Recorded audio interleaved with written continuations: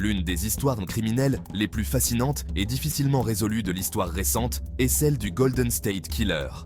Ce cas a intrigué les forces de l'ordre pendant des décennies avant d'être finalement résolu grâce à des avancées technologiques et à la persévérance des enquêteurs. L'histoire du Golden State Killer. Le Golden State Killer, également connu sous le nom de l'Original Night Stalker et de l'East Area Rapist, est responsable d'une série de crimes horribles commis en Californie entre 1974 et 1986.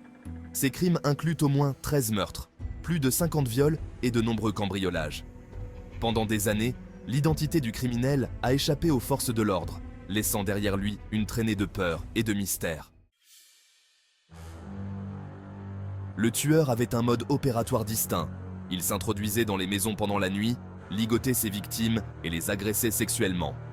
Dans plusieurs cas, il a également tué ses victimes, laissant peu de traces derrière lui. Les attaques étaient souvent soigneusement planifiées et il semblait connaître les habitudes des victimes, ce qui suggérait une surveillance préalable. L'enquête. Les enquêteurs ont travaillé sans relâche pour identifier le coupable, mais malgré leurs efforts, les pistes se sont refroidies.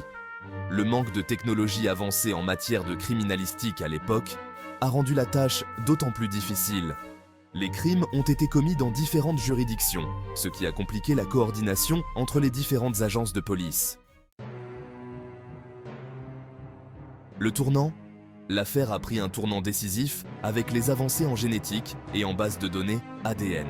En 2018, les enquêteurs ont utilisé des techniques de généalogie génétique pour essayer de retrouver le tueur. Ils ont téléchargé le profil ADN du tueur sur des bases de données généalogiques publiques et ont réussi à identifier des parents éloignés de l'agresseur. La capture. Grâce à cette nouvelle piste, les enquêteurs ont réussi à remonter jusqu'à Joseph James DeAngelo, un ancien officier de police de 72 ans vivant à Sacramento. Ils ont surveillé DeAngelo et ont recueilli son ADN à partir d'un objet jeté. Les analyses ont confirmé que son ADN correspondait à celui trouvé sur les scènes de crime. En avril 2018, DeAngelo a été arrêté. Le procès et la condamnation.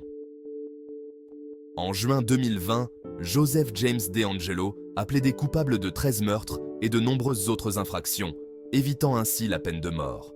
En août 2020, il a été condamné à la prison à vie, sans possibilité de libération conditionnelle.